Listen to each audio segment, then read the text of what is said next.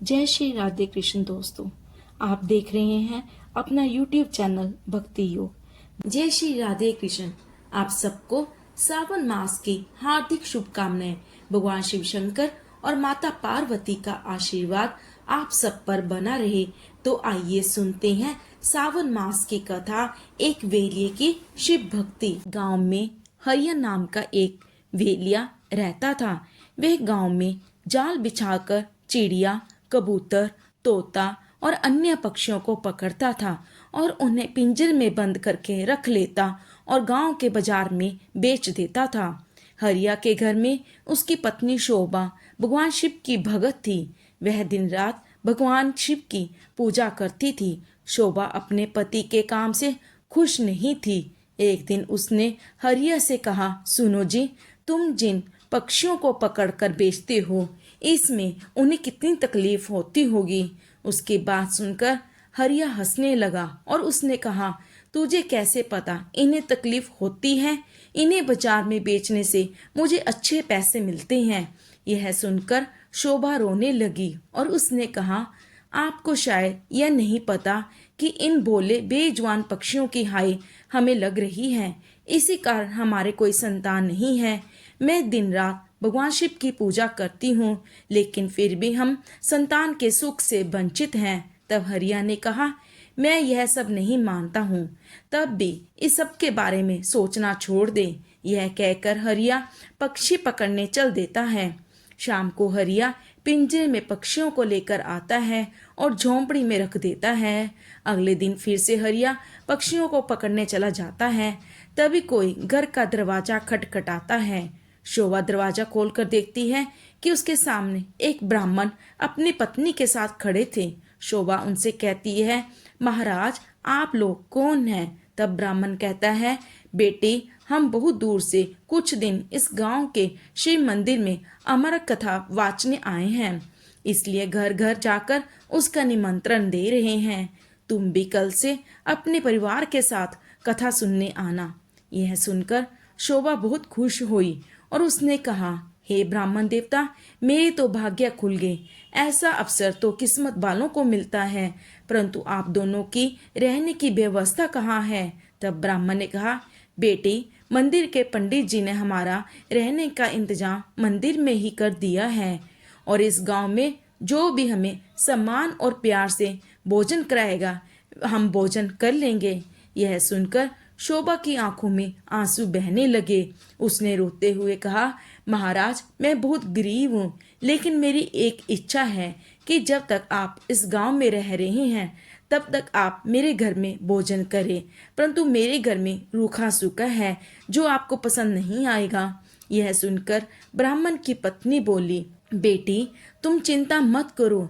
यदि तुम्हारी इच्छा हमें भोजन कराने की है तो हर दिन हम तुम्हारे घर में ही भोजन करेंगे।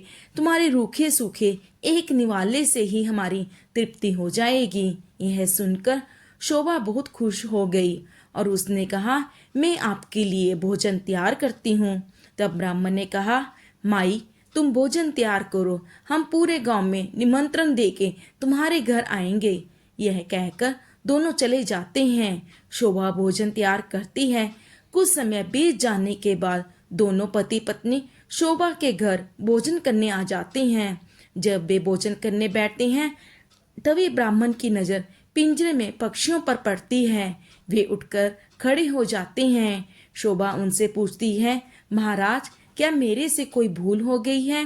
ब्राह्मण ने क्रोधित होते हुए कहा, तुमने इन बेजुबान पक्षियों को पिंजरे में कैद कर रखा है। हम तुम्हारे घर भोजन नहीं कर सकते। तुम भगवान शिव की अमर कथा सुनना चाहती हो और उनके प्रिय कबूतरों को तुमने कैद कर रखा है। यह कहकर वे चल देते हैं। शोभा उनके पैर पकड़ लेती है और कहती है, हे ब्राह्मण देवता, मेरे घर से रुष्ट होकर ना जाएं। मैं तो वैसे भी संतान के सुख से वंचित हूँ। अगर आप भी बिना भोजन किए चले गए तो हमारा सर्वनाश निश्चित है। यह पक्षी मेरे पति ने पकड़े हैं, मैं इन्हें आजाद कर देती हूँ। यह कहकर वह बाहर जाकर सारे पक्षियों को आजाद कर देती है। यह देखकर ब्राह्मण पत्नी सहित भोजन करते हैं और शोभा को सौभाग्यवती और पुत्रवती होने का आशीर्वाद देकर चले जाते हैं। शाम को जब हरिया आता है, वह पिंजरा खाली देखकर शोभा से पूछता है।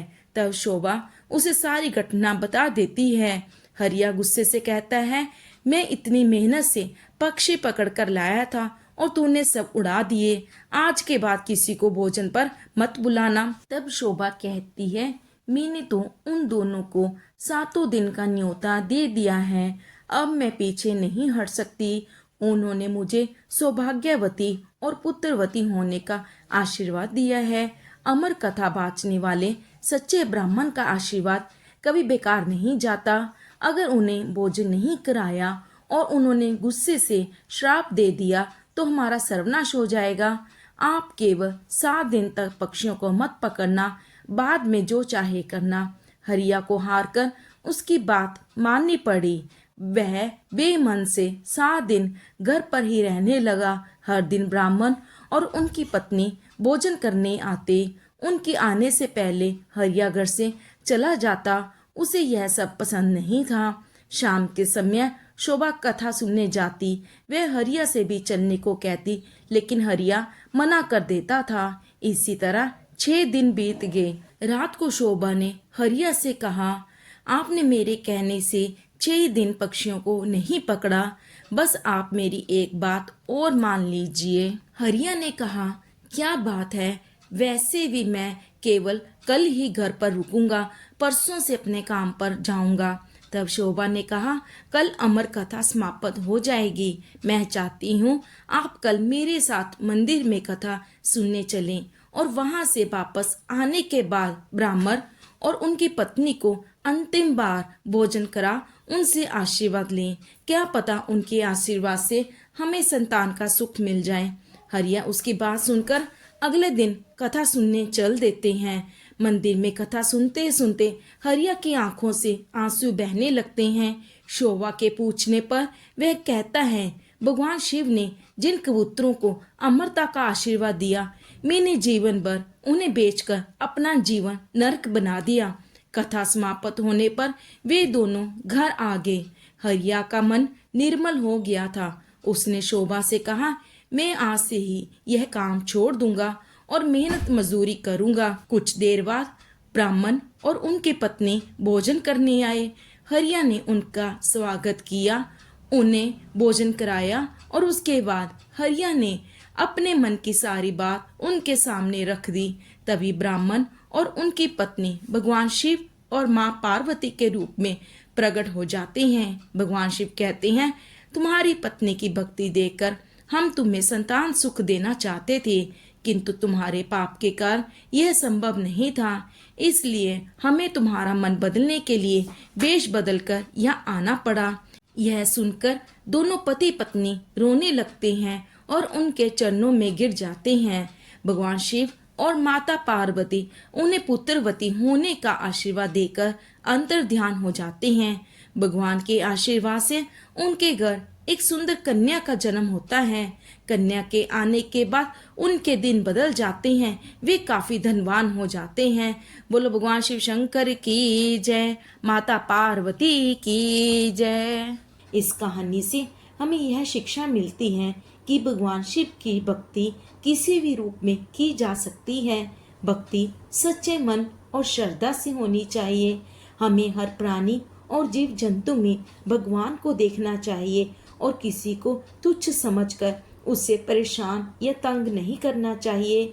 हमें दयालु होना चाहिए और दूसरों की मदद करनी चाहिए और उन लोगों का भी धन्यवाद करना चाहिए जिन्होंने हमारी मदद की होती है। धन्यवाद। आपका दिन मंगलमय हो।